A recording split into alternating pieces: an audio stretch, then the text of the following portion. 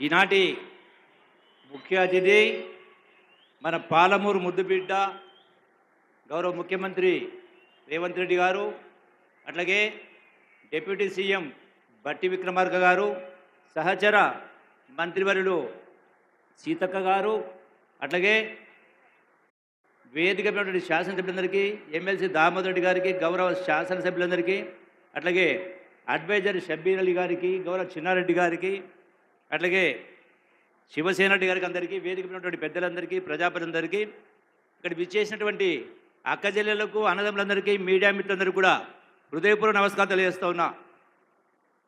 రేవంత్ రెడ్డి గారు పాలమూరు ముద్దుబిడ్డ, పాలమూరు జిల్లాకే గర్వకారణం. ఇలా మన పాలమూరు ముద్దుబిడ్డ రాష్ట్రానికే ముఖ్యమంత్రి కావడం పాలమూరు జిల్లా అదృష్టం. అందులో వనపర్తి జిల్లాలో చదువుకున్నటువంటి కారణంగా ఈనాడు వనపర్తి జిల్లా వాళ్ళు, వనపర్తి నియోజకవర్గ వాళ్ళు, ప్రజానికి అందరూ కూడా మరీ అదృష్టవంతులు. అందుకే ఈనాడు పెద్ద ఎత్తున ఈనాడు వనపర్తి నియోజకవర్గంలో శంకుస్థాపనలు ప్రారంభాలు చాలా జరిగినాయి. అట్లాగే ఇది ప్రారంభం మాత్రమే. యావత్ పాలమూరు జిల్లాలో ప్రతి నియోజకవర్గంలో కూడా పెద్ద ఎత్తున అభివృద్ధి సంక్షేమ కార్యక్రమాలు జరగబోతూ ఉన్నాయి. అట్లాగే ఈనాడు ఇదే కాకుండా అన్నిటికంటే ముఖ్యమైనటువంటిది మన పాలమూరు ముద్దుబిడ్డ కాబట్టి కృష్ణానది జలాల్లో ఉన్నటువంటి ప్రతి నీటి బొట్టు కూడా, ప్రతి సెంటు గుంటకు పాలమూరు జిల్లాలో 14 నియోజకవర్గాలకు సెంటు గుంటకు నీళ్లు అందించి సస్యశ్యామలం చేసేటువంటి దానికి కూడా శ్రీకారం చుట్టడం జరిగింది గౌరవ ముఖ్యమంత్రి రేవంత్ రెడ్డి గారు. ఈనాడు ఎన్నో సంక్షేమ అభివృద్ధి కార్యక్రమాలు జరుగుతూ ఉన్నాయి. ఇందిరమ్మ ఇళ్ళు మొదలు కాబోతూ ఉన్నాయి. చాలా అంటే ఎన్నికల ముందు చెప్పినటువంటి ప్రతి కార్యక్రమాన్ని కూడా అమలు చేసే కార్యక్రమం జరుగుతూ ఉంది. వీటితో పాటుగా ఎన్నో సంక్షేమ కార్యక్రమాలు, అభివృద్ధి కార్యక్రమాలు.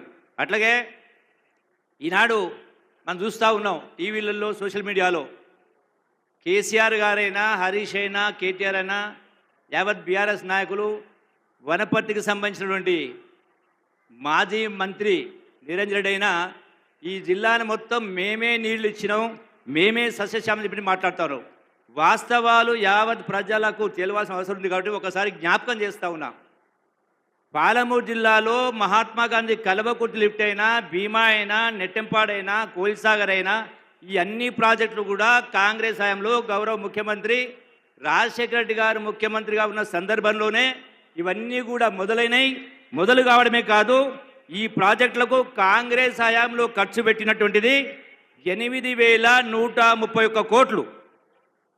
అది ఉమ్మడి రాష్ట్రంలో ఎన్ని ఇబ్బందులున్నా కూడా 8,030 కోట్లు ఖర్చు పెట్టిరు. మరి తెలంగాణ రాష్ట్రం వచ్చినాక, సోనియా గాంధీ తెలంగాణ రాష్ట్రం వచ్చిన తర్వాత మన రాష్ట్ర ఆదాయాన్ని మనం ఖర్చు పెట్టుకుంటూ హైదరాబాద్ రాజధానిగా లక్షల కోట్ల ఆదాయం వస్తూ 8 లక్షల కోట్లు అప్పు చేసి కూడా మరి బీఆర్ఎస్ 10 సంవత్సరాల కాలంలో ఇప్పుడు నేను చెప్పిన ఈ మహాత్మా గాంధీ కల్వకుర్తి, భీమా, నెట్టెంపాడు అన్ని ప్రాజెక్టులు కలిపి గడిచిన 10 సంవత్సరాల కాలంలో 6,137 కోట్ల రూపాయలు ఖర్చు పెట్టింది. అంటే ఈ ప్రాజెక్టులు మొదలైంది కాంగ్రెస్ హయాంలోనే, ఖర్చు పెట్టింది కూడా కాంగ్రెస్ ప్రభుత్వంలోనే. ఒకటి. రెండవ అంశం, మీరందరూ చూసినారు బాధాకరమైన సంఘటన. శ్రీశైలం ఎస్ఎల్బీస్ అంటే సొరంగంలో, ఆ సొరంగంలో ఒక భాగం కూలిన కారణంగా విపరీత నీళ్లు, వరద వచ్చి, రాళ్ళు రప్పులు వచ్చి 8 మంది అందులోనే ఇప్పటికీ కూరుకుపోయారు. అంటే ఏమాత్రం కూడా ఇంగిత జ్ఞానం లేకుండా దాన్ని కూడా రాజకీయ కోణంలో, రాజకీయాన్ని మంచుకోవడం కోసం ఈ కాంగ్రెస్ ప్రభుత్వం తప్పిదం వల్లనే ఇది జరిగిందని మాట్లాడుతూ ఉన్నారు. మళ్ళీ వాళ్ళ మాటలను ఏం మాట్లాడుతూ ఉన్నారు? గడిచిన 10 సంవత్సరాల కాలంలో బీఆర్ఎస్ పార్టీ కేసీఆర్ మేము 200 కిలోమీటర్ల సొరంగాలు తవ్వినాం అని మీరే మాట్లాడుతూ ఉన్నారు కదా. మరి మీరు మొదలుపెట్టిన సొరంగాలు తవ్వితే అంతకు ముందే శ్రీశైలం సొరంగం 44 కిలోమీటర్లలో 25 కిలోమీటర్లు కాంగ్రెస్ పార్టీ పూర్తి చేసింది. మరి 8 లక్షల కోట్ల అప్పు చేసి ఈ మిగిలిన 19 కిలోమీటర్ల సొరంగం ఎందుకు పూర్తి చేయలేదు? నేను ఈ వేదిక ద్వారా అడుగుతా ఉన్న హరీష్ రావును, ఛాలెంజ్లు విధిస్తూ ఉంటాడు. అంటే ముందే మీకు ఏమైనా కలబడ్డదా? ఎక్కడైతే మన కూలి ఉందో అది ముందే కూలుతో మీకు తెలిసి కట్టలేదా? నిధులు లేక కట్టలేదా? 8 లక్షల కోట్ల అప్పు. ఈ ప్రాజెక్టును సొరంగాన్ని పూర్తి చేస్తే కాంగ్రెస్ పార్టీ పేరు వస్తలేదని కట్టలేదా? ఎందుకంటే పంపులు మోటార్లు అవసరం లేదు, తక్కువ ఖర్చుతోటి ఎక్కువ ఆయకట్టుకు ఇచ్చేది. అంటే కేవలం రాజకీయ కోణాలు మాట్లాడుతూ ఎన్నో రకరకాలు మాట్లాడుతూ ఉన్నారు.